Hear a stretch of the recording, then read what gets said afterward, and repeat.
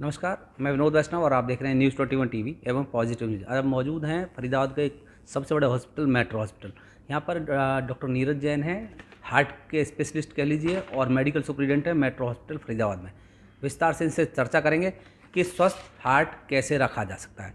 तो सर, सबसे पहले नमस्कार इस पर जी, ही विनोद बताएं जी। कि हार्ट के बारे में परेशानी और प्राथमिक तौर पर क्या परेशानी आती है जो पता चल सके हमें। देखिए, सबसे इम्पॉर्टेंट चीज़ ये है कि कई लोग कंफ्यूज रहते हैं कि उन्हें हार्ट की प्रॉब्लम है या नहीं है। ऐसा भी अक्सर देखा गया है कि जिनको हार्ट की प्रॉब्लम नहीं है और वो बार बार ओपीडी में आके अपने आप को हार्ट का मरीज समझ के बार बार ओपीडी में आते हैं, जबकि उनको हार्ट की प्रॉब्लम नहीं होती।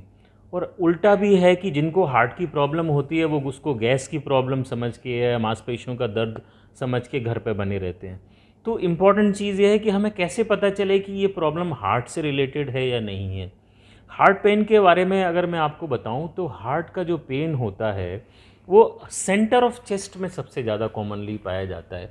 अगर आपको सीने के बीचों बीच कोई दबाव या जलन या भारीपन या ऐसा लगा कि गैस इसके अंदर भर रही है, और अगर ये जॉ की तरफ जा रहा है या दोनों बाजुओं में जा रहा है या बैक में आपके जा रहा है, तो 99% आप मानिए ये हार्ट से रिलेटेड प्रॉब्लम है।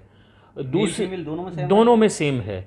दूसरी तरफ अगर आपको लगता है कि अगर आपका पेन सिर्फ एक पॉइंट पे है, खांसने, छींकने, बैठने, करवट लेने या झुकने से बढ़ रहा है, तो ये हार्ट का पेन नहीं है। तो हमें ये समझना ज़रूरी है कि हार्ट का पेन कैसा होता है और कब हमें हॉस्पिटल की तरफ जाना ज़रूरी है। जी। अच्छा डॉक्टर साहब, दूसरा कि हॉस्पिटल आए, उन्हें पता चले कि हार्ट में ये प्रॉब्लम है जी। तो ऑपरेशन, एक तो जैसे कि पता चला कि ये बीमारी है, कितने दिनों बाद ऑपरेशन होना ज़रूरी है, नंबर एक, और किन बातों को मरीज़ ध्यान रखे। देखिए, देखो, दो चीज़ें बड़ा इम्पोर्टेंट आपने क्वेश्चंस किया है, तो मैं दो चीज़ें आपको बताना चाहूँगा कि जो हार्ट अटैक होते हैं, हार्ट अटैक के अगर किसी को हार्ट अटैक डिक्लेयर हो गया या टेस्ट से पता चल गया कि इस पेशेंट को हार्ट अटैक है, ईसीजी, इको या ब्लड टेस्ट से पता चल गया, तो उसकी सिम्टम्स के 6 घंटे के अंदर आपको उस नस को खोलना ज़रूरी होता है। दूसरा, अगर एंजाइना है किसी को, मान लो चलने में दर्द होता है और हार्ट की नस बंद नहीं हुई है, तो हमारे पास टाइम होता है सोचने समझने का और उसको प्लान करने का। तो उस कंडीशंस में आपको टाइम मिला जा सकता है।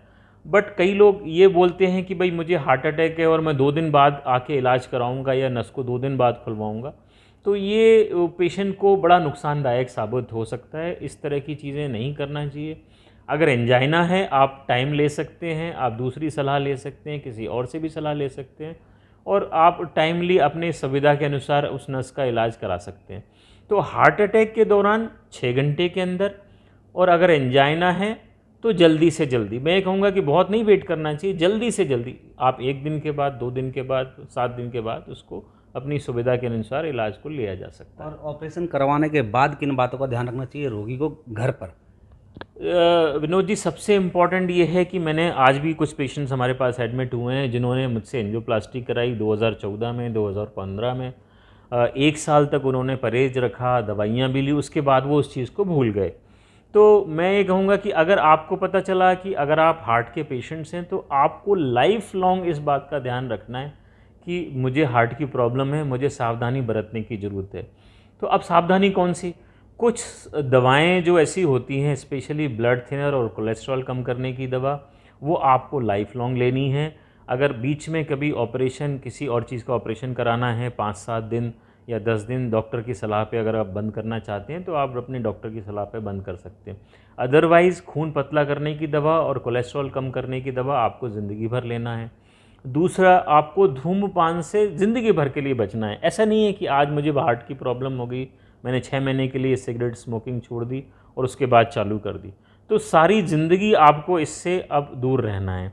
तीसरी चीज़, जिन वजहों से आपको हार्ट की प्रॉब्लम हुई है, जैसे ब्लड प्रेशर है, शुगर है, मोटापा है, कोलेस्ट्रॉल है, स्ट्रेस है, तो इन चीज़ों से भी आपको ज़िंदगी भर का परहेज रखना है। अगर आपको ब्लड प्रेशर है तो आपको ब्लड प्रेशर कंट्रोल करने की दवा लेनी है, शुगर है तो शुगर का ध्यान रखना है। डाइट और एक्सरसाइज का भी हार्ट के पेशेंट्स के लिए स्पेशल प्रिकॉशंस होते हैं। डाइट, हेल्दी डाइट लेना है जिसमें फ्रूट्स ज़्यादा हों, वेजिटेबल ज़्यादा हों, फाइबर ज़्यादा हो, प्रोटीन्स ज़्यादा हो, सॉल्ट कम हो, ऑयल कम हो। इसी तरह exercise 30 to 40 minutes daily walk करना या साइकिलिंग करना या योगा करना हार्ट के पेशेंट्स के लिए बहुत इंपॉर्टेंट है। अच्छा, हार्ट अटैक कितनी बार आता है? अक्सर देखो मैंने सुना है ऐसा कि एक या दो बार तो बच जाता है, तीसरे हार्ट अटैक में बचता नहीं है। ये इस पर आप क्लियर करें थोड़ा सा। देखिए विनोद जी, हार्ट अटैक का मतलब होता है हार्ट का कुछ हिस्सा डैमेज होना। जी।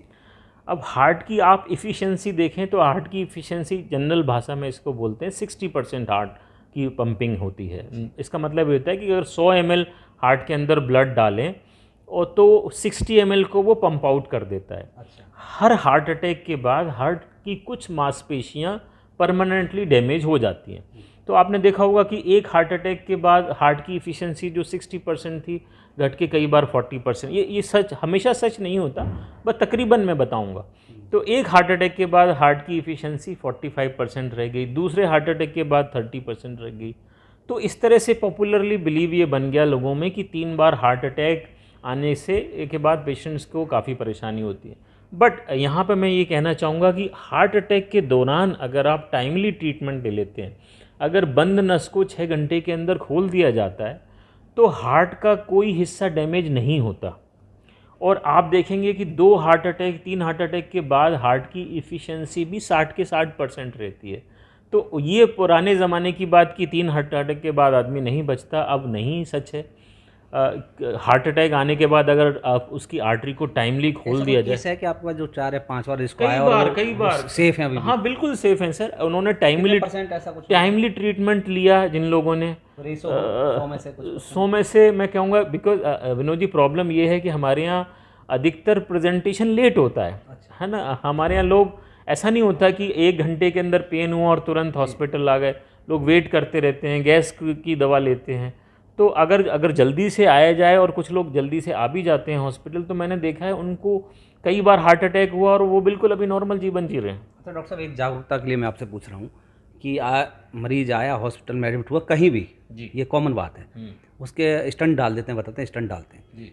कैसे मरीज को पता चले कि मेरे अंदर स्टंट डालेगा? नंबर 1। दूसरा, वही क्वालिटी के हैं जो होनी चाहिए जी कि उसके साथ छेड़छाड़ नहीं की, इस जी। कैसे पता चल सकता है? देखिए, अब तो ये सारा ब्लैक एंड वाइट में है। आप सीडी की डिमांड कर सकते हैं किसी भी डॉक्टर से कि भाई अगर हमें स्टेंट डाला है तो हमें इसकी सीडी प्रोवाइड की जाए, जो कोई भी हॉस्पिटल आपको ज़रूर प्रोवाइड करेगा। जहाँ तक स्टेंट्स की बात करें, जो स्टेंट आपको लिख के दिया जा रहा है, आप उसका पाउच की डिमांड कर सकते हैं कि भाई मुझे इसका पाउच, इनवॉइस पाउच चाहिए कि इसकी जो स्टेंट मुझे डाला गया है, इसकी भी आप डिमांड कर सकते हैं। तो ये इतना ब्लैक एंड वाइट में है, इसमें कोई इतना बड़ा इशू नहीं है। कोई भी हॉस्पिटल आपको प्रोवाइड ज़रूर करेगा इस चीज़ अच्छा को। डॉक्टर साहब, एक अंतिम सवाल आपसे। आप मेडिकल सुपरिटेंडेंट हैं मेट्रो हॉस्पिटल फरीदाबाद, जो कि दिल्ली एनसीआर के माना हुआ हॉस्पिटल है। कहीं ना कहीं आज से पहले डॉक्टर को भगवान का दर्जा दिया जाता था, लेकिन आज सिर्फ और सिर्फ डॉक्टर को पैसा कमाने की मशीन, या कह लीजिए इंडायरेक्टली मौत का सौदागर भी कहीं कहीं कुछ लोग कहने लगे। इस पर कोई नहीं, मैं कहूँगा कि देखिए, दो चीज़ें हैं सर इसमें। एक तो कमर्शलाइजेशन हॉस्पिटल का बड़ा है। हॉस्पिटल बड़े बड़े हॉस्पिटल बन गए जिनको चलाने के लिए बहुत सारी मैन पावर, बहुत सारी मशीनरी की ज़रूरत पड़ी। उससे हुआ ये कि थोड़ा सा कॉस्ट ऑफ ट्रीटमेंट भी बढ़ गया। इसलिए ये जो कमर्शलाइजेशन की बात करते हैं कि पैसे के लिए जो डॉक्टर्स हैं, तो ये मुझे लगता है कमर्शलाइजेशन की वजह से जब हॉस्पिटल में इलाज महंगा हो गया तो लोगों ने इस तरह की बातें करना शुरू कर दिया। दूसरा, मैं कहूँगा कि भाई डॉक्टर को आप भगवान बोलते हैं, ये भी ठीक नहीं है। देखिए, डॉक्टर अपना काम करता है और कोई भी डॉक्टर ये नहीं चाहता कि उसका पेशेंट सफ़र करे। उसका पेशेंट ठीक हो जाता है तो वो हमेशा डॉक्टर को बहुत खुशी मिलती है। लेकिन अगर आप डॉक्टर्स को बिल्कुल भगवान ही बोल देंगे तो फिर जैसे भगवान को कोई गलती नहीं करते हैं, तो आपको ये फीलिंग होने लगेगी कि डॉक्टर भी कभी कोई गलती नहीं करेगा। तो ये जो कंपैरिजन डॉक्टर का भगवान के साथ करना भी मुझे लगता है बिल्कुल ठीक नहीं है। डॉक्टर को एक एक्सपर्टाइज प्रोफेशनल माना जाए, उसको ये माना जाए कि उसने इस चीज़ के लिए स्टडी किया है, उसका एक्सपीरियंस है इस तरह के पेशेंट्स को देखने में, और अपने वो एक्सपीरियंस के साथ और अपनी स्टडी के साथ न्याय करेगा, पेशेंट का प्रॉपर ट्रीटमेंट करेगा। मुझे लगता है डॉक्टर्स को इतना ही दर्जा देना ठीक है। चलिए, स्वस्थ आदमी कैसे रह सकता है, इस पर कोई अपील या कोई संदेश? सिंपल है, आप अपने आप को स्ट्रेस से बचाएं, अच्छा खान पान रखें, रेगुलर व्यायाम करें। अगर आपको ब्लड प्रेशर, डायबिटीज़ या अन्य किसी तरह की बीमारी है तो आप उसका ध्यान रखें, तो आप अपने हार्ट को पूरी तरह से बचा सकते हैं। धन्यवाद। आपने सुना विस्तार से doctor Neeraj Jain, metro hospital Faridabad से। स्वस्थ रखा जा सकता है। और एक सवाल पर उन्होंने ये कहा सीधे सीधे तौर पर कि डॉक्टर को भगवान कहना भी कहीं ना कहीं उचित नहीं है, क्योंकि उससे अपेक्षाएं बढ़ जाती हैं दोनों तरफ, डॉक्टर पर भी और मरीज़ पर भी। तो आप सभी को ये कार्यक्रम अच्छा लगे तो कृपया शेयर जरूर करें। धन्यवाद।